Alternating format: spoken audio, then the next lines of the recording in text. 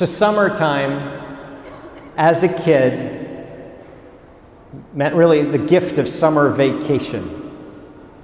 And in my world, growing up, it was awesome. My sister Amy and I, we had just really one simple rule in the summer. And that was, if you did your chores in the morning and were done, after lunch, you'd go to the beach. Really simple. I mean, it was not complicated.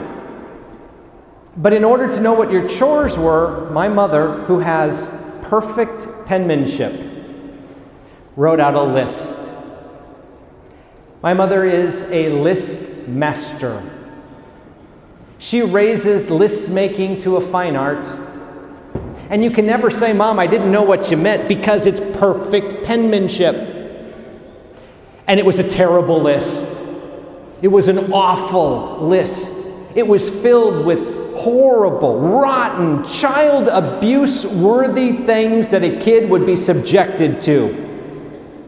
Like clean your room, do the dishes, sweep the kitchen floor,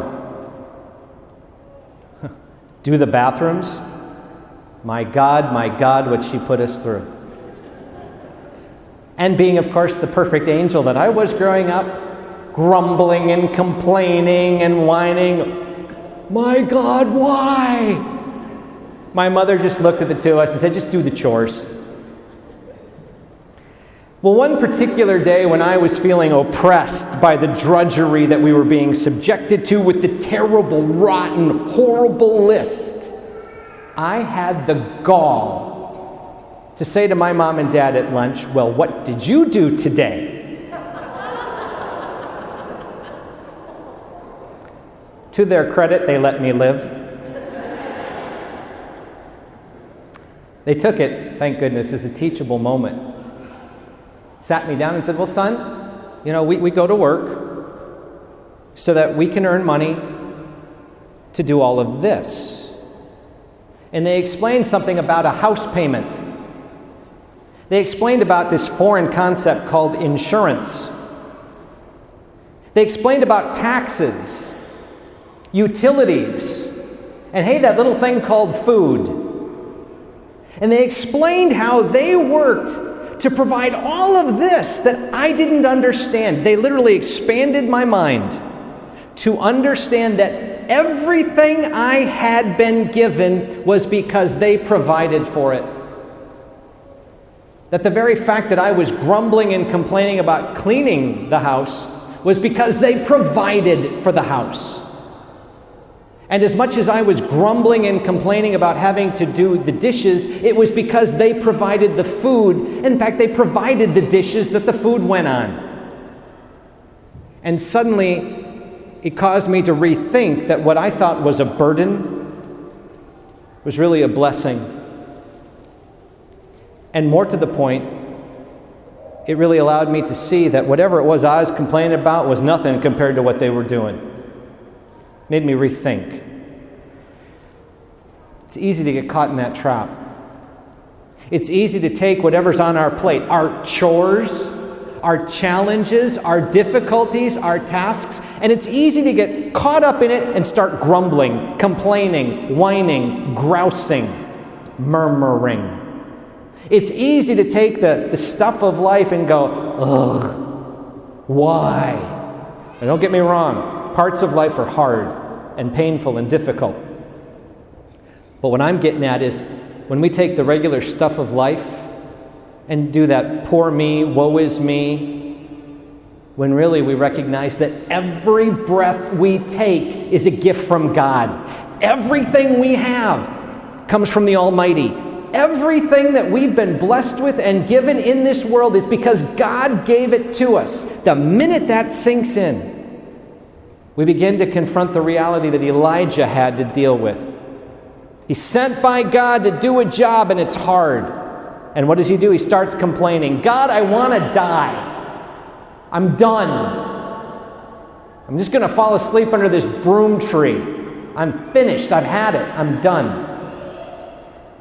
God sends an angel who starts poking him. Oh no. Wake up. God's not going to let him go. Eat, you got work to do. I think it was an Italian angel. He says, no, I'm going to sleep. Rolls over. Angel doesn't quit. Try messing with an angel. Keeps just tapping at him. You're not gonna roll over. I have work for you to do. Eat and work. And he does. The people in the gospel reading had just seen Jesus feed thousands. Feed thousands. It's a miracle. It's incredible. It's amazing. And then he says, I am the bread of life. I am the source of your life. And now they just start talking and murmuring and grumbling and grousing and complaining and whining and whispering. And he says, stop. Stop your murmuring. Because what I have, I give to you, that you might have life. Folks, we've been given this gift of today with the gift of our lives. Yes, we have our challenges. Yes, we have our struggles. Yes, we have our difficulties. But we have been blessed with this incredible gift.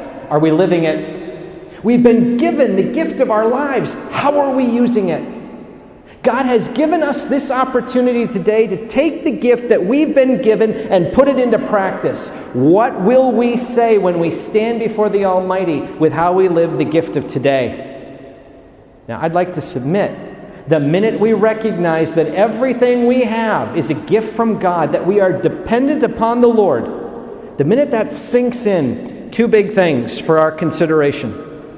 First, we better take a good look at what are our challenges today. What are the chores, the tasks? What are the obstacles? What are the difficulties? What are the struggles? What's on my plate? What is it I'm dealing with? Then say, Lord, help please. Can't do this alone. Lord, I need your help. I need your strength. I need your wisdom and guidance. Lord, help me deal with this. This is what I got today. To name what we're facing and then go to the source of all life and say, help me to face this with your grace. Help me to work through this. Because I need you, Lord. I need your help. And the second thing is to count our blessings. Folks, I'm here to say that gratitude is one of the best spiritual medicines we can take daily. It's one of the best ways to cut through whatever we start to get in that bad mood where we're complaining and whining and grumbling about the ordinary. All we have to do is start counting the blessings we've been given, and suddenly it reshapes how we think and kind of catches us by the head, and we say, oh, I've been given this. Oh, I've been blessed with this. Thank you, Lord. I could have taken that for granted. Thank you, Lord, for reminding me what you have done for me before I even got up this morning. Thank you, Lord, for reminding me that my life is sustained by you. We all got stuff, but God provides. We've all got challenges. The Lord gives strength. We all have things that we need to face and encounter. May we turn to Jesus. Folks, today may we know what is before us for the trials of life, and may we turn to God and ask for that help. And may we do it with grateful hearts, recognizing the one who makes it all possible by the gift of our lives. God help us. God bless us all.